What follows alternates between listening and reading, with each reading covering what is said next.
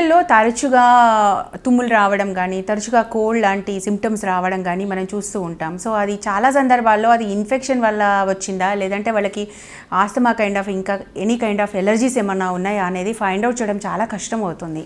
So అందుకే ఈరోజు allergies అనేవి ఎలా ఉంటాయి పిల్లల్లో, వాటి సిమ్టమ్స్ ఎలా ఉంటాయి, ఎలా గుర్తించాలి, ఎప్పుడు డాక్టర్ని కలవాలి, ఇలాంటి అనేక విషయాలు మాట్లాడదాం. సో మనకి ఈ విషయాలన్నీ వివరించడానికి మనతో ఉన్నారు senior paediatrician doctor Durga Prasad గారు. సార్ నమస్తే. సార్ నమస్తే. సార్ మామూలుగా పిల్లల్లో రకరకాల ఎలర్జీస్ చూస్తూ ఉంటాం. తరచుగా కోల్డ్ అవ్వడము, లేదంటే స్కిన్ ర్యాషెస్ రావడము, ఈ ఎలర్జీస్ ఎక్కువగా కనిపిస్తూ ఉంటాయి వాళ్ళకి. అంటే మామూలుగా అందరిలో అది కామనా, లేకపోతే కొందరు పిల్లల్లోనే ఇలాంటి కండిషన్స్ కనిపిస్తుంటాయా? ఎలర్జీ అనేది ఒక బ్రాడ్ స్పెక్ట్రమ్. ఎలర్జీ అనేది మనం డివైడ్ చేయాలంటే స్కిన్ ఎలర్జీ ఉంటుంది, లంగ్స్లో రెస్పిరేటరీ ఎలర్జీస్ ఉంటాయి, చాలా ఎలర్జీ టైప్స్ ఉంటాయి. కామన్గా మనం చూసే ఎలర్జీస్ స్కిన్ మీద ర్యాషెస్ రావడం, దద్దులు లాగా రావడము, ర్యాష్ రావడము, ఇవి చాలా కామన్. ఇంకా నెక్స్ట్ కామన్ ఎలర్జీస్ ఏంటంటే తుమ్ములు, కంటిన్యూస్గా తుమ్ములు రావడం, పొద్దున్నే లేవంగానే తుమ్ముతూ ఉన్నారు. చాలా కామన్ కంప్లైంట్ నాకు వచ్చేది. పిల్లలతోటి పేరెంట్స్ తీసుకొచ్చి పొద్దున్న లేవంగానే ఒక 20-30 టైమ్స్ తుమ్ముతున్నారండి పిల్లలు. నెక్స్ట్ బాగా దగ్గు వస్తుందండి, రాత్రి పడుకున్నప్పుడు దగ్గు వస్తుంది. ఇవి చాలా కామన్గా చూస్తున్నాము. ఎందుకు అంటే ఈ ఎలర్జిక్ టెండెన్సీ బాగా పెరిగింది ఈ మధ్యకాలంలో. ఎందుకంటే ఫస్ట్ థింగ్ పొల్యూషన్ నెక్స్ట్ మనం తినే ఫుడ్స్లో యూజ్ చేసే ప్రిజర్వేటివ్స్ కానివ్వండి, కలర్స్ కానివ్వండి, కలర్డ్ ఫుడ్ ఎక్కువ వచ్చేసినాయి, కలర్స్ కానీ వీటితోటి ఎక్కువ ఈ మధ్య ఎలర్జీస్ చూస్తున్నాం మనం. ఈ ఎలర్జీస్ యూజువల్గా కొంతమందికి హెరిడిటరీగా వస్తాయేమో, పేరెంట్స్కి ఎలర్జీస్ ఉంటే వాళ్ళ పిల్లల టెండెన్సీ ఎక్కువ ఉంటుంది. ఇది కామన్గా మనము ఈ పిల్లల్ని మనము ఇది నీకు ఎలర్జీకు, ఇది మనకు కాదు అని అవాయిడ్ చేయడం కూడా కష్టం.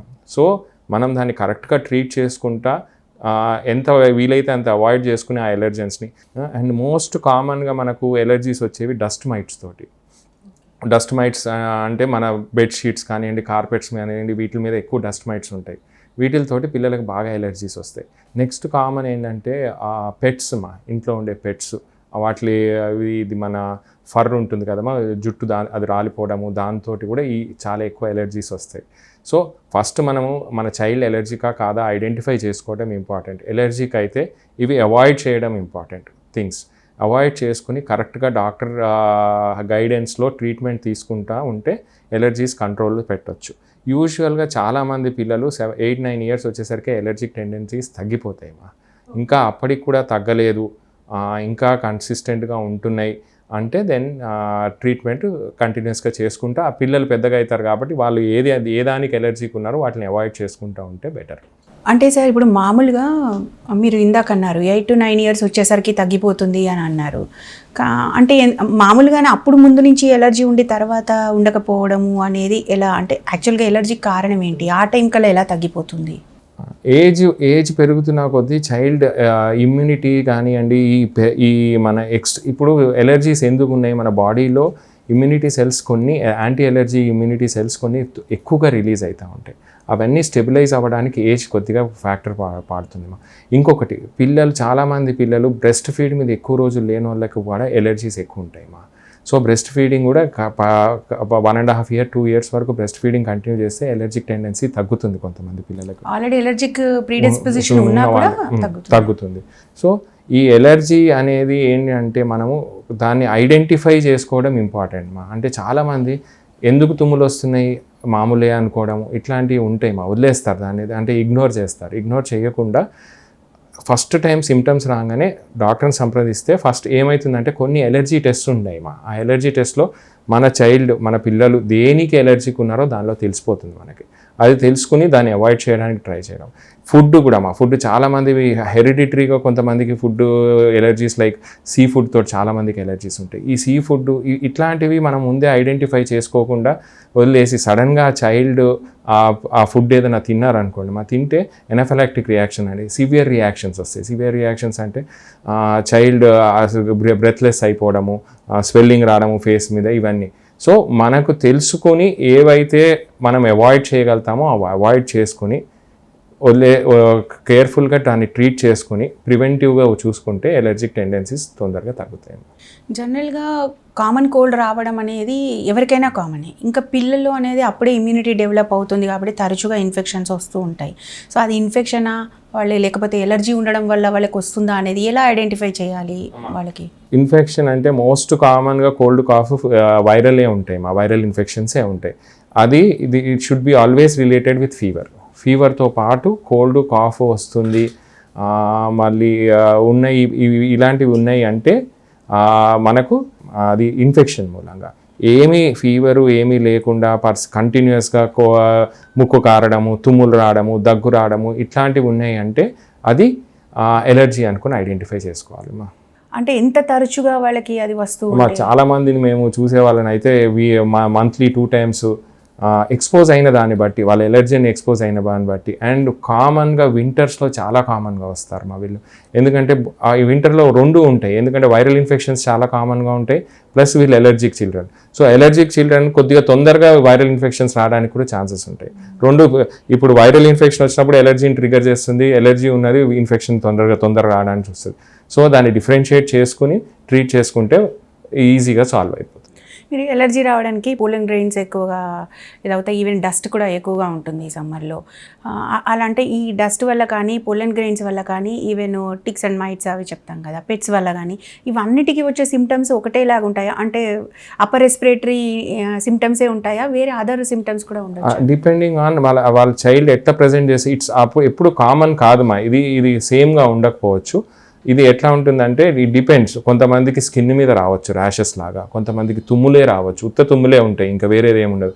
కొంతమందికి మనం వీజింగ్ అంటాం. వీజింగ్ అంటే ఆస్తమాలో వీజింగ్, పిల్లి కూతలు రావడము, దగ్గు ఎక్కువ రావడము. ఇవి డిపెండింగ్ ఆన్ ఒక్కొక్క చైల్డ్కి ఒక్కొక్కలాగా ప్రజెంట్ అయితే. ఇట్స్ నాట్ అందరికీ ఒకేలాగా ప్రజెంట్ కావాలని రూల్ ఏం లేదు.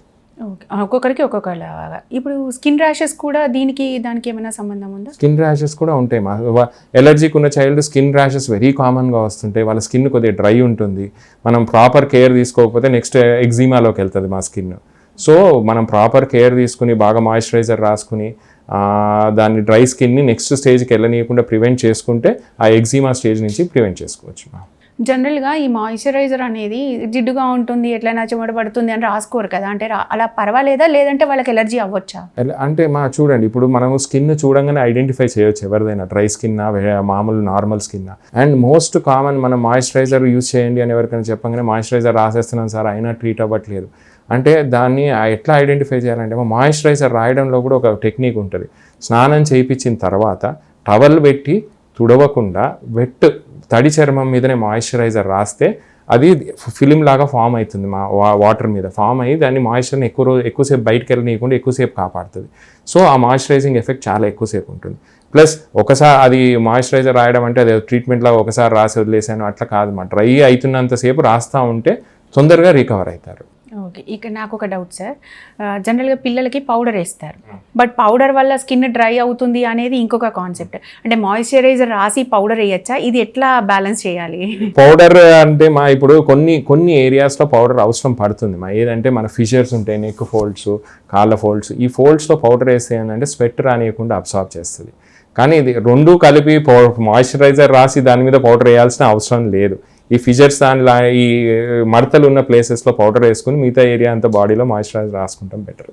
మామూలుగా డ్రై స్కిన్ ఉన్న వాళ్ళకైనా కూడా సేమ్ అంతే కదా. జనరల్గా ఇప్పుడు వన్స్ వాళ్ళు ఎలర్జిక్ అయ్యి ఉన్నారు అంటే వాళ్ళకి మీరు ట్రీట్మెంట్ ఎలా ఇస్తారు? సిమ్టమ్స్ చాలా సివియర్ అయిపోయినప్పుడు అంటే సిమ్టమ్స్ సివియర్ అయ్యే లోపల ఫస్ట్ మనం ఐడెంటిఫై చేస్తామా. ఇప్పుడు ఈ ఫస్ట్ కామన్గా మనకు వచ్చేవి ఏంటంటే ఆయాసము, దగ్గు, జలుబుమా. మనం దానికి ట్రీట్మెంట్ ఎట్లా అంటే స్టెప్ అప్ స్టెప్ డౌన్ అని ఉంటుంది. స్టెప్ అప్ అంటే ఫస్ట్ బేస్ లైన్ డ్రగ్స్ తోటి మాస్ట్ సెల్ స్టెబిలైజర్స్ అంటాము, అవి ఇస్తాము. ఇచ్చి ఎలర్జీ మెడిసిన్ ఇచ్చి చూస్తాము తగ్గుతుందా లేదా. తగ్గట్లేదు దాని మీద కూడా ఇంకా వస్తుంది అంటే నెబులైజేషన్స్ ఉంటాయి కదమ్మా, అవి పెడతాం. అక్యూట్ అటాక్లో నెబులైజేషన్స్ పెడతాం. నెక్స్ట్ ఆ తర్వాత కూడా తగ్గట్లేదు అంటే ఇన్హేల్ స్టిరాయిడ్స్ పెడతామా. ఇన్హేల్ స్టిరాయిడ్స్ అది కూడా నెబులైజర్ త్రో కానీ ఇన్హేలర్ త్రో కానీ ఇస్తాం, కొద్దిగా లాంగ్ టర్మ్కి ఇస్తాం. సో దట్ ఆ సిమ్టమ్స్ ఫ్రీక్వెంట్గా రాకుండా ఉండడానికి. ఒకవేళ ఇది ఇచ్చిన తర్వాత సిమ్టమ్స్ తగ్గినాయి అంటే మళ్ళీ స్టెప్ డౌన్ చేసుకుంటూ వెళ్తామా. అంటే డ్రగ్స్ని ఒక్కొక్కదాన్ని తగ్గించుకుంటూ తీసుకుంటూ వెళ్తాం. ఎగ్జాజర్బేషన్ అంటాం. ఒకసారి సడన్గా ఇంక్రీజ్ అయింది అనుకోండి, స్టెప్ అప్ అవుతాం. తగ్గుతుంది అంటే స్టెప్ డౌన్ అవుతాం. సో దిస్ ఈజ్ లైక్ మనము దాని ఇంటెన్సిటీ బట్టి ట్రీట్ చేస్తాం. ఓకే, ఇక్కడ ఇన్హేల్డ్ స్టీరాయిడ్స్ అనే ఒక పదం వాడారు మీరు. దాని మీద చాలా భయం ఉంటుంది కదా, మరి పిల్లలకి ఇలా స్టీరాయిడ్స్ ఇస్తే ఏం ప్రాబ్లం ఉండదా? మనము ఈ స్టీరాయిడ్ ఇచ్చేది ఓరల్గా ఇస్తలేము. మనం బ్లడ్లోకి మనం ఇచ్చే క్వాంటిటీ మామూలుగా ఓరల్ స్టీరాయిడ్ ఇస్తే అది బ్లడ్లోకి వెళ్ళి ఎక్కడ ఉండాలో అక్కడ యాక్ట్ చేస్తుంది. ఇన్హేల్డ్ స్టీరాయిడ్ అంటే అది ఓన్లీ లంగ్ వరకే యాక్ట్ చేస్తుంది. అండ్ చాలా మినిమల్గా అబ్జార్బ్ అవుతుంది. లంగ్లో ఉన్న బ్లడ్ వెజల్స్లో నుంచి అబ్జార్బ్ అయ్యేది చాలా మినిమల్గా అబ్జార్బ్ అవుతుంది. సో దాంతో వచ్చే పెద్ద నష్టాలు ఏముండవు. కొంతమంది పిల్లలకి ఇన్హేల్ స్టిరాయిడ్ తోటి కూడా తగ్గట్లేదు, ఇంకా ఎక్కువగా ఉందంటే ఓరల్ స్టిరాయిడ్స్ కూడా వెళ్ళాల్సి వస్తుంది. కానీ దాన్ని ఫేజ్ వైజ్ డాక్టర్స్ అడ్వైస్ తోటి మనం ఇస్తే దాంతో వచ్చే సైడ్ ఎఫెక్ట్స్ ఏమీ ఉండవు.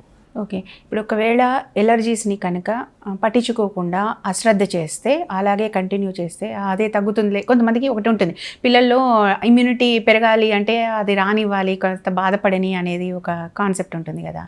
సో అది ఇన్ఫెక్షనా ఎలర్జీగా తెలియక అలా వదిలేస్తే అది ఇంకా ఎలాంటి కాంప్లికేషన్స్కి దారి తీయచ్చు?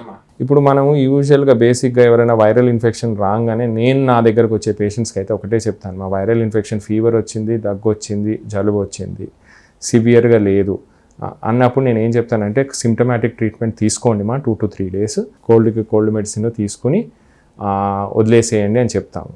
నెక్స్ట్ ఆ 3 days తర్వాత కూడా ఫీవర్ తగ్గట్లేదు, కంటిన్యూస్గా ఎక్కువ ఉంది, కాఫ్ స్ఫూటం తోటి కాఫ్ వస్తుంది, అంటే వెట్ కాఫ్ లాగా వస్తుంది, ముక్కులోంచి థిక్ సెక్రీషన్స్ వస్తున్నాయి, అట్లాంటి టైంలో డాక్టర్ దగ్గరికి వెళ్ళి యాంటీబయాటిక్ వాడటం బెటర్. ఎందుకంటే ఆ వైరల్ మీద సెకండరీ బ్యాక్టీరియల్ ఇన్ఫెక్షన్ వచ్చింది అనుకొని అప్పుడు వి స్టార్ట్ యాంటీబయాటిక్.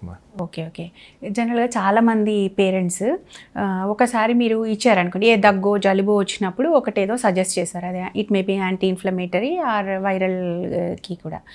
అలా ఇచ్చినప్పుడు నెక్స్ట్ టైం వాళ్ళకి అదే సేమ్ సిమ్టమ్స్ వచ్చినప్పుడు అదే వాడుతూ ఉంటారు, అలా వాడచ్చా వాడకూడదా?